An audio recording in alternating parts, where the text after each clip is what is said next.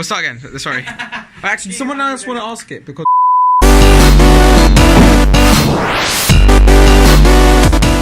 Hi guys, welcome back to Medification. Today we'll be talking about work experience and volunteering. So one of the basic things that you need to do before applying for a medical application is get some volunteering and work experience down your belt, okay? You need to do this because it's a very important thing as it allows you to understand how medicine works and what you're essentially getting down yourself into. So we will be covering two main fundamental points about volunteering and work experience. One being how to get it, and the second one being the importance of having it. So we'll be starting with the importance, okay? So obviously one of the main things is that by volunteering and getting any shadowing experiences, you're able to understand how a healthcare professional's day-to-day basis goes on, and you know what sort of things he does or he or she does in their daily lives. So it allows you to stand out from other medical applicants if you get a sort of a wide range and show your commitment to the interviews and universities, and it allows you to improve your application essentially. Furthermore, it allows you to see what are the perhaps downsides of medicine, such things as unsociable hours and long working hours, stress. There are many things, but essentially it allows you to see that there are perhaps more positives than negatives, and it essentially allows you to choose medicine as a potential career for yourself. So Sani will talk about how to get these work experiences.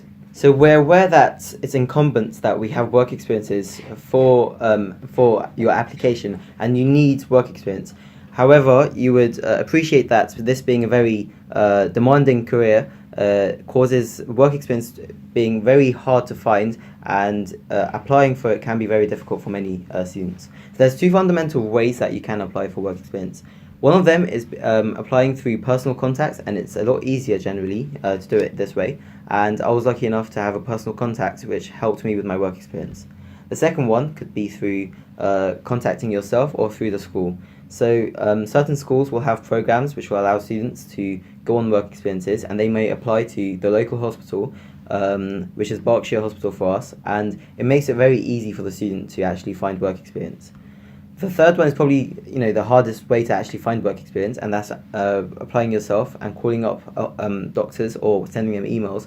And it can be very time consuming, but I would like to assure that I have many friends who have gone through this route, and it's definitely possible. And the key points that I think me and Siddharth is trying to stress here is that it's not impossible to find work experience, and you don't need a lot of it.